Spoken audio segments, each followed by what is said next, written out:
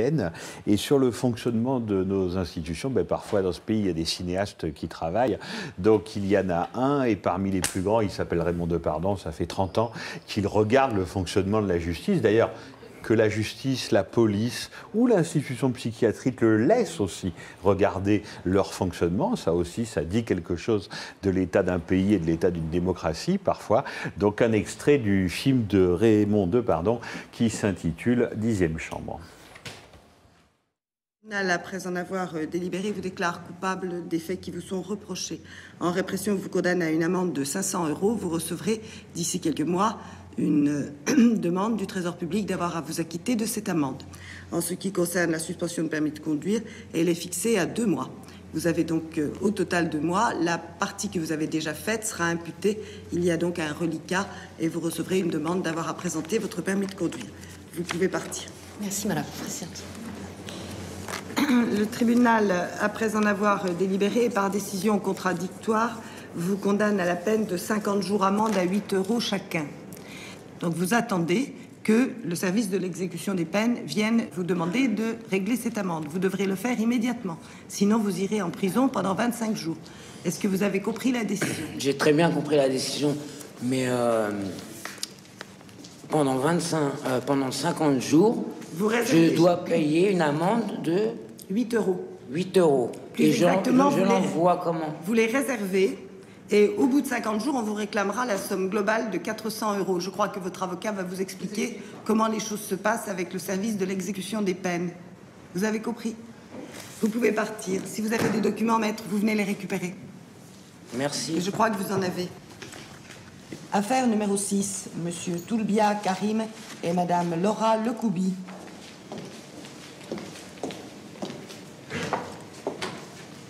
Le tribunal, après en avoir délibéré par décision contradictoire, vous déclare coupable des faits qui vous sont reprochés.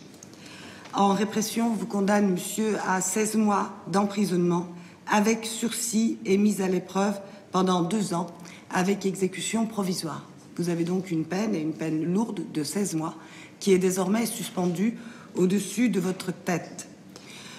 Comme on ne peut pas vous empêcher de vivre à Paris, puisque c'est votre domicile, votre travail, mais que la victime habite dans le 11e arrondissement de Paris, vous ne devez pas paraître dans les limites de cet arrondissement. Obligation numéro 13. Cette obligation est la suivante. Vous ne devez pas entrer en relation de quelque manière que ce soit avec certaines personnes. En l'espèce, nous n'en avons mis qu'une, à savoir la victime de l'infraction. Vous avez bien compris? Vous pouvez partir. Vous pouvez partir. L'audience est suspendue. Dernier plateau, donc après, merci pour le c'est à toi qu'on a entendu, Pierre. Dernier plateau après cet extrait du film de Raymond Depardon, 10e chambre, donc toujours avec Fabrice Arfi, consacré à la justice du quotidien, et Michel Deléan de Mediapart. 3 nouveaux invités. Vanessa Lepeu, bonsoir. Vous êtes juge d'instance à Montreuil, dans le 9-3, comme on dit.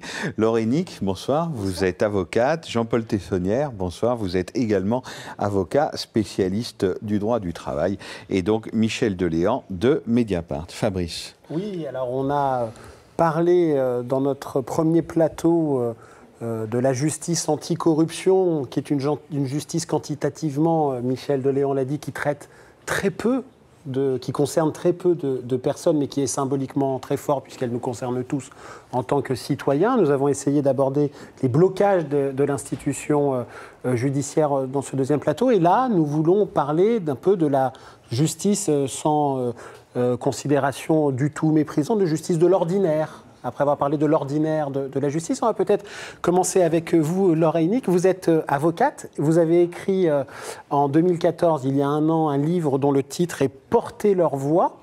Et il y avait un sous-titre qui était « Les avocats sans effet de manche ». Est-ce que vous avez l'impression que cette justice de l'ordinaire, qui concerne le plus grand nombre, les justices qui peut tous un jour être confrontés à elle, c'est un peu le parent pauvre du débat public autour du fait judiciaire, du fait juridique en France? Oui, alors je ne suis pas sûre que l'autre justice, il y a deux justices, soit mieux traitée, mais la justice ordinaire est très lente, très pauvre, très peu accessible au public. On veut encore l'éloigner d'ailleurs en éloignant le palais, effectivement, très peu accessible. Oui. J'ajoute, pardon pour la précision, que vous êtes blogueuse chez nos confrères et amis de rue 89. De rue 89. Oui, mais blogueuse pour faire sortir cette justice un peu de ces tribunaux. Je vous disais qu'elle n'était pas accessible, qu'on en parle peu. Vous le dites aussi dans votre introduction, finalement, on s'intéresse plus à une justice plus médiatique qui va concerner les riches, parce qu'on se dit que c'est celle-là qui représente notre société, alors que finalement non, c'est la justice des comparutions immédiates, celle dont vous venez de passer un extrait, de la 10e chance, des 10e chambre, 10e chance, vous voyez, on n'en est pas là, mais je fais le lapsus. Et c'est pour ça qu'à un moment donné, moi j'ai senti le besoin de bloguer sur rue 89 sur la justice de tous les jours, parce qu'il faut qu'on sache que les gens ne sont pas écoutés. Et quand on n'est pas écouté, ben, on ne risque pas d'être entendu et on est mal jugé. Ce que vous faites, c'est un constat pessimiste de cette justice de l'ordinaire, alarmiste, négatif. Pessimiste. Il y a des gens qui essaient de faire des belles choses. Il y a des juges de tous les jours. Vous avez une juge qui travaille dans un tribunal d'instance, donc qui est là aussi pour mettre les mains dedans et puis essayer que les gens s'en sortent. Donc on ne peut pas être complètement pessimiste. On est là pour se battre et puis il y a des débats comme aujourd'hui. Mais on dit parfois que c'est le reflet d'une démocratie. Vous le disiez dans le débat tout à l'heure. Mais si c'est le reflet de la démocratie, oui, il y a quand même de quoi s'inquiéter. Vous avez parfois un sentiment d'abandon dans votre travail quotidien ? J'ai un sentiment partagé par beaucoup de mes collègues qui vous ont parlé dans le plateau précédent, de décalage entre tout ce qu'on aurait envie de faire, de décalage entre notre désir de justice à nous quand on a embrassé ce métier, qu'on soit d'un côté de la barre ou de l'autre, hein. Et puis ce qu'on arrive à faire effectivement avec les moyens dont on dispose, mais aussi un décalage, je trouve, entre le désir de justice des citoyens. Et c'est celui-là le plus important, parce qu'il n'y aurait que notre frustration, j'ai envie de dire, c'est notre problème, et ça irait bien. Mais là, effectivement, on a un désir de justice de la société française, d'une manière générale, et d'individus en particulier, qui ne fait qu'augmenter. La société se tourne vers la justice pour un certain nombre de nouvelles missions toujours plus nombreuses, mais sans jamais s'en donner les moyens. On demande aux juges d'intervenir pour contrôler Internet, pour surveiller les hospitalisations d'office, pour le droit des étrangers en situation régulière. Je vous cite des exemples de domaines récents où le juge voit sa mission augmenter, le droit de la consommation, les classes actions, mais derrière, on est toujours 8000, hein, malgré le doublement du budget dont parlait monsieur l'avocat général tout à l'heure. On est toujours 8000, nos greffiers sont toujours aussi peu nombreux également, hein. C'est important de parler d'eux, surtout à l'instance, hein, dans les petits tribunaux qui se veulent effectivement accessibles, hein. C'est notre mission. Moi, je suis juge d'instance, un tribunal de proximité. Vous pouvez nous dire ce que c'est, juge d'instance, pour que tout le monde comprenne ? Alors, le juge d'instance, c'est un juge qui fait beaucoup de choses différentes. Il est juge civil pour les litiges inférieurs à 10 000 euros. C'est lui qui traite tout le contentieux des loyers, des baux locatifs, des expulsions, du surendettement, des crédits à la consommation et des saisies des rémunérations et des tutelles. Donc on voit bien qu'on est sur un contentieux du quotidien, extrêmement social, extrêmement humain, extrêmement sensible aussi aux variations économiques, hein, parce qu'en période de crise, on a matériellement plus de dossiers de surendettement ou de dossiers de saisie des rémunérations ou d'expulsion que quand tout va bien. Donc voilà, une justice qui sent bien, hein, la société telle qu'elle est, complètement. Oui, c'est une justice quasiment d'empreinte, c'est-à-dire que là, l'empreinte de la société et de ses mots, vous la voyez directement. On la voit en direct et on la voit avec une procédure qui est simplifiée par rapport aux tribunaux de grande instance, où l'avocat n'est pas obligatoire et qui est plus accessible quand même que la justice, que d'autres justices. Donc avec des gens qui se présentent, avec des sacs en plastique, avec leurs factures, voilà. Donc on a cette mission de nous traduire en droit ce qu'ils nous apportent. Et oui, il y a ce besoin de justice, ce désir de justice, et voilà. Et à côté de ça, notre travail est un travail très fréquemment de gestion de flux, de gestion de stock et de flux. Quand on parle de cette justice de l'ordinaire, on associe souvent, peut-être à tort et vous allez y répondre, l'expression justice d'abattage. Qu'est-ce que, on le dit pour les comparutions immédiates, mais parfois pour d'autres délits ou d'autres types de juridictions, qu'est-ce que suscite chez vous, juge d'instance, en prise directe avec le réel? Vous nous dites un peu comme il y a des urgentistes qui voient la société défiler à travers elle dans les hôpitaux, c'est aussi un peu votre cas. Qu'est-ce que ça suscite chez vous, juge d'instance, cette expression justice d'abattage? C'est très...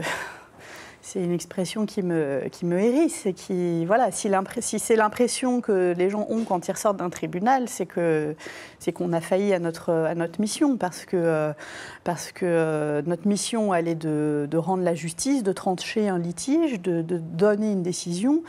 Mais il faut qu'elle soit comprise, il faut qu'elle soit acceptée, il faut qu'elle soit entendue, et il faut que les parties repartent avec la capacité de revivre ensemble, particulièrement dans des contentieux locatifs, où quand les gens ressortent de chez nous, sauf quand on décide que c'est la fin du bail, ils continuent à être en lien de droit.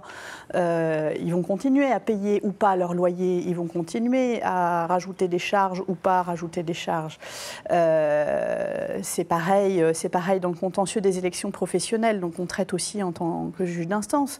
Les salariés qui contestent leurs élections professionnelles vont continuer en sortant de chez nous à travailler avec leur employeur. Donc on rend une décision, mais on ne peut pas s'arrêter à ça. Il faut restaurer le lien social. Bien sûr, et en même temps, l'expression que vous employez vous-même, gestion de flux, oui, est déjà très dure et très sévère sur la situation. Mais là, je fais une différence entre moi, la manière dont j'essaye d'organiser mon travail, où effectivement je prends en compte cette question de stock, de flux, qui veut dire aussi une question de délai, qui est important aussi pour le justiciable, parce que si je ne gère pas bien mon flux, mes délais s'allongent et le justiciable n'est pas content non plus. Mais j'essaye quand même, malgré cette gestion de flux, de ne pas donner cette impression d'abattage. Jean-Paul Tessonnière, vous partagez ce constat Oui, je pensais, en écoutant la précédente intervenante, un livre d'Emmanuel Carrère dans lequel il faisait une très belle description d'un juge d'instance. Dans des affaires de surendettement, d'ailleurs, si ma mémoire est bonne. Voilà, c'est un très beau métier. D'autres vies que la mienne, donc, absolument. oui, je crois que parfois on déforme un peu de l'extérieur et une perception peut-être un peu rapide des choses, mais je pense qu'il y a à la fois beaucoup de talent, beaucoup de dévouement chez les magistrats comme les juges d'instance ou je pense aux tribunaux des affaires de sécurité sociale que j'ai beaucoup fréquentés dans les problèmes de reconnaissance de maladies professionnelles et où il y a souvent un travail remarquable qui est effectué par les juges. Alors, Jean-Paul Tessonnière, vous êtes un avocat spécialisé du droit du travail. Alors, s'il y a bien quelque chose qui nous concerne tous, c'est le travail, qu'on en ait ou d'ailleurs qu'on n'en ait pas.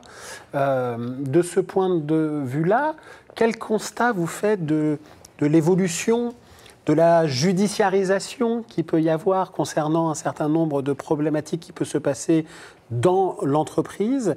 Est-ce qu'on est dans une évolution positive, dans des blocages, dans un constat négatif, alarmiste de ce point de vue-là? Bon, je crois qu'on est... Enfin, ça nous renvoie à une actualité plus générale, mais je pense qu'on est dans un contexte très régressif en droit du travail. Alors, simplement, je voudrais dire que j'ai été présenté comme avocat spécialiste en droit du travail, je le suis un petit peu. Mais mon domaine d'activité essentiel, c'est les questions de santé au travail et de santé environnementale. Et donc, je fais davantage de pénal, par exemple, que de prud'homme. Et c'est sous l'angle un petit peu de la recherche des responsabilités pénales des entreprises. Mais dont l'affaire d'empoisonnement à l'amiante, voilà. par exemple. Alors, l'amiante, d'autres produits toxiques, des produits chimiques, mais ça va également vers ça concerne également le dossier comme celui des suicides de la France Télécom et des dossiers comme cela qui font l'objet d'instructions depuis de très longues années. On peut rentrer dans les détails sur cette question parce que ça me semble intéressant. La plainte pénale concernant l'amiante a été déposée en 1996.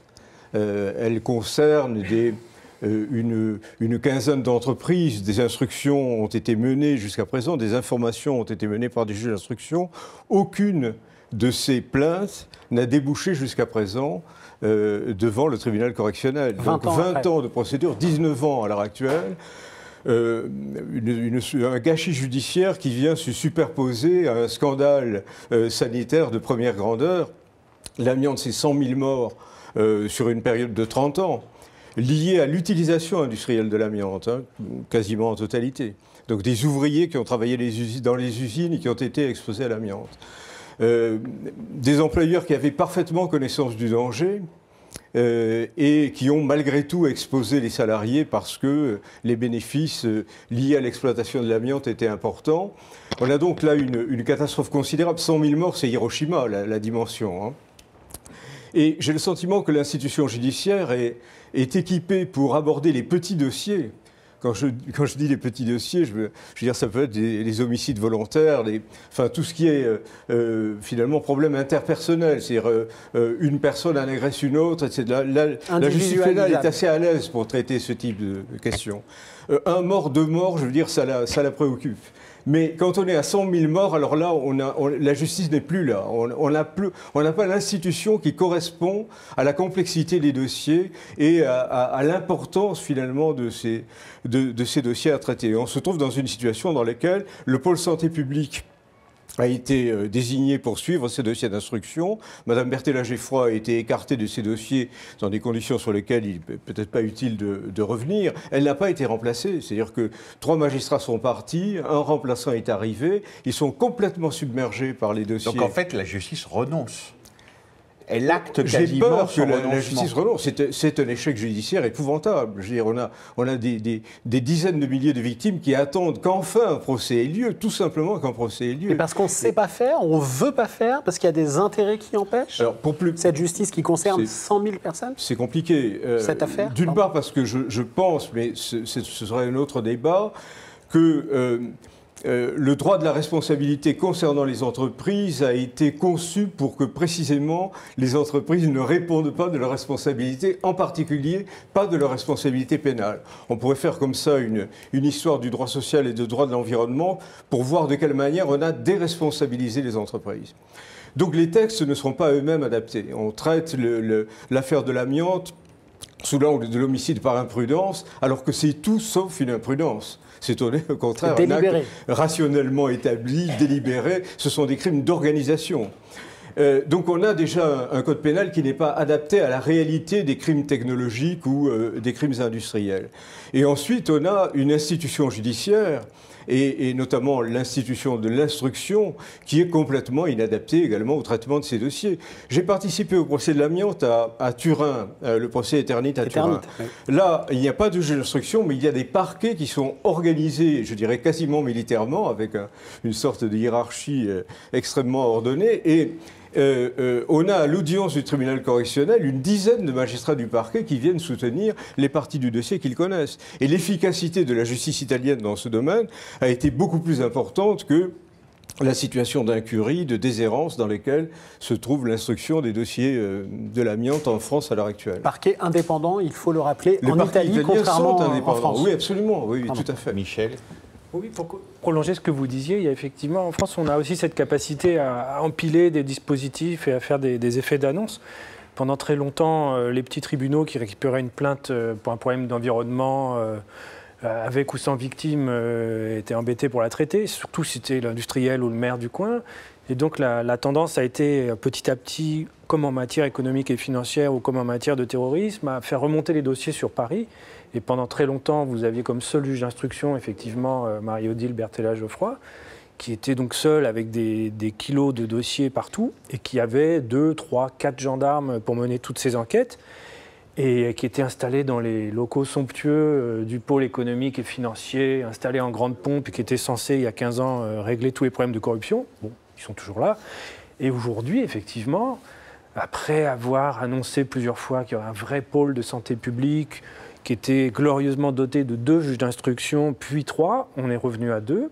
On a empilé, on a un magnifique pôle génocide et crimes contre l'humanité qui, sur le papier, est magnifique. Il doit y avoir 3 parquetiers et 2 juges d'instruction qui eux-mêmes ont 10 gendarmes peut-être et qui courent la planète au Cambodge ou au Rwanda. Et on est un petit peu dans de la justice qui aimerait se montrer symboliquement comme une justice qui fait les choses mais qui a du mal à les faire. Et la volonté politique de sortir les dossiers d'amiante, oui, je suis d'accord avec vous, on peut en douter. Dans notre débat sur la justice de l'ordinaire, Laura Hennick, quel est le rapport que vos clients, vous êtes avocate, ont à la justice? Ils viennent vous voir soit parce qu'ils sont soupçonnés, accusés, soit parce qu'ils s'estiment victimes. Vous êtes donc le réceptacle d'un sentiment de plusieurs citoyens vis-à-vis de la justice concernant, encore une fois, ce qu'on appelle cette justice de l'ordinaire. Est-ce que vous sentez une confiance, une défiance vis-à-vis de la justice, cette justice-là? Une défiance, ils en ont peur. Alors je pense que déjà ils ont peur de nous. Avocats, vous, avocats? Nous, avocats. Je Pourquoi? pense que les gens nous identifient mal et puis ils testent sur nous leur potentielle crédibilité s'ils sont accusés. Mais ils ont du mal à savoir qui est qui. Il faut quand même expliquer les choses au début, quand on reçoit les gens. Alors peut-être qu'on ne fait pas à l'école, qu'on n'apprend pas assez, en fait, la justice, on n'en parle pas vraiment, en fait. Sauf si on ne fait pas droit à l'université. Peut-être en éducation civique un peu, mais enfin vraiment très peu. Il faudrait militer pour ça, pour qu'on apprenne. Parce qu'on voit que même les concepts juridiques les plus simples, en fait, ne sont pas du tout maniés par les gens. Donc, les séries américaines, mais c'est pas le même droit. Non, votre honneur? Oui, voilà. Alors on entend votre honneur hein, dans les tribunaux. Vous entendez votre honneur? On entend votre honneur, oui. Les gens on vous a déjà appelé votre honneur? Ah oui, oui. Même ce soir. Nathalie Hennick. Nathalie, c'est ma cousine qui est sociologue. Et on peut saluer. On la salue. Qui doit nous... Et je l'ai souvent interviewée, donc je suis excusé. qui doit nous regarder. Donc une défiance terrible et on les comprend parce que la justice peut être ou très lente ou très rapide, mais quand elle est très lente, on a quand même l'impression qu'on vous traite en 2 minutes. Et quand elle est très rapide, c'est les comparutions immédiates. Et on a l'impression qu'on vous traite en 2 minutes aussi. Et puis, on parlait tout à l'heure de la gestion des stocks. Moi, ce sont des termes que j'ai entendus de magistrats. Quand on demande le renvoi, de magistrats en audience publique, si vous voulez. Ah oui, quand on demande le renvoi d'une affaire parce qu'on n'est pas prêt, etc., manifestement, les juges sont mal notés parce qu'ils gèrent mal leur stock. Si jamais on nous accorde ce droit-là de pouvoir se défendre, mais le magistrat vous dit, c'est pas possible, moi j'ai une gestion de dossier et les êtres humains deviennent des dossiers. Donc en fait, les gens qui viennent nous voir se méfient de cette justice-là, en ont peur, et nous, c'est pas vraiment notre rôle de les rassurer, parce qu'on n'est pas là pour leur mentir non plus, donc on est là pour se battre à leur côté, mais ils ont assez raison, et puis ils ont raison aussi parce que c'est une justice humaine, parce qu'on peut tomber sur des juges qui sont formidables, donc on peut avoir sa chance, mais le problème, et notamment en pénal, c'est que vous tombez sur un juge à la Xème chambre où ça se passe très bien, mais si vous êtes convoqué à la chambre d'à côté exactement pour la même affaire, ça se passe pas du tout de la même manière. Et ça, si vous voulez, quand on prépare les gens, c'est assez étonnant aussi de se dire on va attendre de recevoir la convocation pour savoir qui est le juge. Et puis on sait que si c'est à Pontoise, c'est pas pareil que si c'est à Bobigny. Et ça, pour les gens, c'est difficile. En même temps, j'ai pas de solution à proposer parce que je voudrais que ça reste humain et qu'on passe pas devant un ordinateur en se disant tel délit égale telle peine, quoi. Mais en même temps, c'est pas rassurant. Alors, vous avez dit quelque chose de très intéressant sur l'absence d'appréhension qu'on peut avoir en tant que citoyen à l'école, au collège, au lycée, et même à la fac, si on ne fait pas droit, avec le droit, de manière générale. C'est vrai qu'on pourrait se dire qu'on pourrait apprendre et vulgariser le droit dès l'école primaire pour les enfants, puis les collégiens, etc. Il y a une autre forme de pédagogie dans une démocratie, c'est la presse. c'est le journalisme, qui est une forme. Les journalistes sont parfois aussi des sortes d'instituteurs de ce qui se passe. Est-ce que de ce point de vue-là, de ce que vous racontez, vous avez le sentiment, et allez-y Franco, que la presse, nous les journalistes, nous ne mettons pas assez la lumière sur la justice de l'ordinaire. Nous sommes trop focalisés sur ce qui est parfois considéré comme un spectacle, même si les faits sont importants. Il y a de moins en moins de chroniqueurs judiciaires. Enfin, avant, les radios, manifestement, enfin, je dis manifestement parce que avant, c'est presque un temps que j'ai l'impression de ne pas avoir connu, où on dépêchait un chroniqueur judiciaire qui allait suivre tout le procès. Alors que là, les chroniqueurs judiciaires viennent le premier jour du procès, le dernier, même pas le dernier d'ailleurs, en général, s'arrêtent aux réquisitions, et puis c'est terminé. Alors que là, on a la justice au quotidien. Quand vous lisez encore dans quelques trop rares journaux le débat tous les jours, la façon dont le magistrat peut s'adresser aux citoyens. Si vous voulez, nous, on nous demande toujours comment vous faites pour être avocat et puis pour défendre quelqu'un qui a commis les pires horreurs. Et en fait, finalement, quand les gens viennent dans un tribunal, ils comprennent très bien que le rapport s'inverse et que la place qu'on veut avoir, c'est celle de défendre celui qui est accusé. Ben, ça, si vous voulez, si c'était répercuté dans les journaux, il y aurait une toute autre conception de la justice. Alors, on doit saluer notamment le travail au Canard enchaîné de Dominique Simoneau, qui fait la chronique, ce qui était avant les flagrants délits et aujourd'hui les comparutions immédiates à Libération, puis au Canard enchaîné. Vous vouliez rebondir ? Oui, je crois qu'il faut quand même se garder d'avoir une vision un peu trop parisianiste de cette question-là, parce que la presse quotidienne régionale continue, elle, de faire ce travail de relater ce qui se passe dans les salles d'audience, pas seulement pour les cours d'assises, mais aussi pour les audiences correctionnelles. Moi, j'ai exercé un temps en province, même proche de Paris, et c'est le cas. Dans le Parisien de l'Oise, il y a les décisions de comparution immédiate de tous les tribunaux du département. Donc, ça existe encore un petit peu.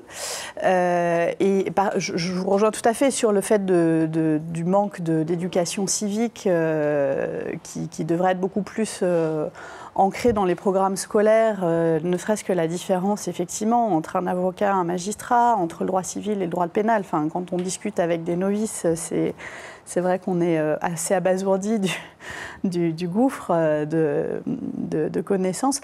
Par contre, il y a des choses qui se passent. À Bobigny, il y a un mois ou deux, il y avait la journée jeune. Le tribunal était envahi de collégiens. Mais quand je dis envahi, c'est-à-dire que toutes les salles d'audience étaient envahies par chacune 2 classes de collégiens qui ont fait des procès reconstitués et qui ont joué les rôles d'avocats, de procureurs, avec un travail des professeurs incroyable, avec des magistrats, des avocats, des greffiers bénévoles qui sont venus pour cette journée. Enfin, il se passe quand même des choses parce qu'on n'est pas les seuls sur ce plateau à se dire qu'il faut effectivement communiquer et apprendre. Et il y a beaucoup de professionnels qui essayent de diffuser ça parce que c'est important, parce qu'on aura tous dans notre vie à divorcer, à se paxer, à contester une amende, à s'être fait cambrioler. Ça va tous nous arriver. C'est la justice. Bien sûr, mais je me tourne vers les 2 avocats, mais sans vouloir donner une dernière note trop sombre à cette soirée. C'est vrai que, par exemple, sur la justice du travail, alors là, pour le coup, nous sommes tous des justiciables, évidemment, potentiels. La justice prud'homale, enfin... J'imagine que quand des gens vont vous voir, c'est ce que vous disiez tout à l'heure, vous les prévenez que s'ils y vont, comme on dit, si on attaque, si on y va, les délais vont quand même être absolument incompréhensibles pour le commun des mortels. Est-ce que ça, on peut rêver, espérer une quelconque amélioration ? Alors, sur la justice prud'homale, je vous laisserai répondre, mais j'ai juste envie de dire que tant qu'ils sont 8000 magistrats, alors sur la justice prud'homale, c'est différent, hein, bien sûr. Mais enfin, la justice judiciaire, 8000 magistrats, les choses risquent certainement pas de s'améliorer. Voilà. Et si, avant que je lui laisse la parole, juste, je voudrais rebondir sur ce que vous disiez tout à l'heure. Il faut que les journalistes viennent dans les salles d'audience. Parce que tout à l'heure, vous avez passé le film de Pardon, la justice passe comme ça. Là, il est exemplaire. Hein. Il prend Madame Bernard Requin, qui est magistrate formidable. Voilà. Mais enfin, et quand on a des journalistes dans les salles d'audience, ça se passe beaucoup mieux. Alors, vous relatez des affaires, mais quand vous n'êtes pas là, imaginez comment ça se passe, quoi. Donc, on a vraiment besoin de vous, effectivement, dans les salles d'audience. De regard extérieur. Enfin, on voit bien les avocats. Quand on est suivi par des journalistes, quand il y a la télé avec nous, quand il y a la presse écrite, et parfois on fait appel à vous pour ça aussi. On voit bien que là, la justice prend davantage son temps, parce qu'il va y avoir un reflet, une visibilité extérieure, et que vous pouvez aussi, peut-être, avec le poids que vous avez, participer à ce que ça se passe mieux, au moins pour certains. Jean-Paul Tessonnière. Oui, un mot simplement. Enfin, les prud'hommes, la situation est compliquée avec un projet de réforme, mais c'est largement aussi une question de moyens. Je veux dire, les délais sont bien trop longs, bien sûr. Il faudrait que ça soit à la fois une justice de proximité et une justice rapide. Or, les délais devant le Conseil des prud'hommes sont très longs et devant la Cour d'appel, ils sont également très longs. Simplement, le rôle des médias, je vais y revenir parce qu'il est très important. Je reviens aux catastrophes sanitaires dont je parlais tout à l'heure. Les procès en indemnisation des victimes, parce qu'en 1996, les victimes n'étaient pas indemnisées. Non seulement il n'y avait pas de procédure pénale, mais les victimes n'étaient pas indemnisées. Et donc, il a fallu faire reconnaître les maladies et les faire indemniser.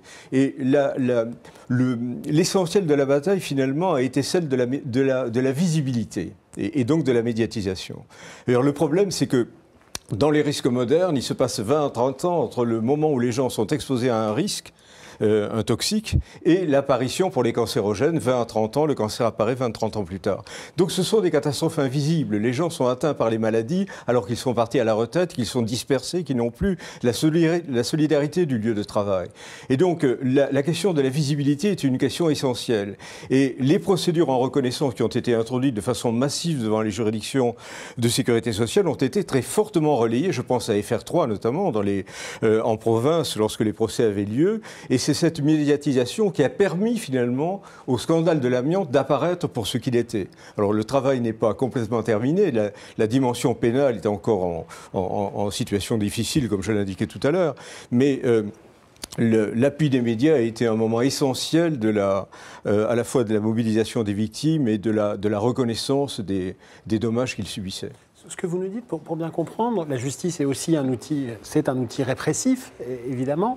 En ce qui concerne les délits pénaux liés au travail, ce que vous dites, c'est qu'il ne peut pas y avoir l'indemnisation sans la sanction pénale ? Non, au contraire. Le droit moderne s'est attaché à distinguer ce qui avant était d'ailleurs relié, ce qui posait des problèmes de paralysie terribles, parce qu'on n'arrivait pas à indemniser les victimes tant que la responsabilité pénale n'était pas reconnue. Tout le travail du droit moderne a été de distinguer les deux, et aujourd'hui, on sait bien le faire. Donc, simplement, les maladies de l'amiante dont je parlais tout à l'heure n'étaient tout simplement pas reconnues dans les statistiques de la sécurité sociale. Il n'y avait pas de malades. Il a donc fallu, je dirais, toute une mobilisation des associations de victimes pour faire prendre conscience aux gens que les problèmes pulmonaires dont ils souffraient étaient liés à l'activité professionnelle qu'ils avaient eue pendant toute leur vie, faire reconnaître les maladies, faire des procédures en faute inexcusable de l'employeur pour compléter les indemnisations qu'ils percevaient. Voilà, donc tout ça a été un moment extrêmement important de mobilisation des associations, avec des résultats positifs. Tout n'est pas négatif dans le fonctionnement judiciaire. Mais sur le plan pénal, il y a là à la fois une pesanteur culturelle très forte qui pèse sur les parquets d'ailleurs, qui fait que poursuivre des chefs d'entreprise, ça passe mal, quoi. Ça ne se fait pas. Ça ne se fait pas. Et donc... des blocages qui sont dus également au dysfonctionnement dont on parlait tout à l'heure concernant le pôle santé publique. Mais les choses ne sont pas tout à fait terminées. Il y a un contre-exemple, c'est les suicides à France Télécom. Ouais. L'instruction a été menée en quelques années rapidement.